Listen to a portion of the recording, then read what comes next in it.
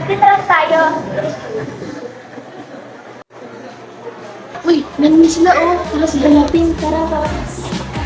Ng kilay pwedeng hide out. Sa itim ng balat yari pag nag-brown out. Okay lang yan. Lipas ang ilang taon. Hoy, mga pangit! Pag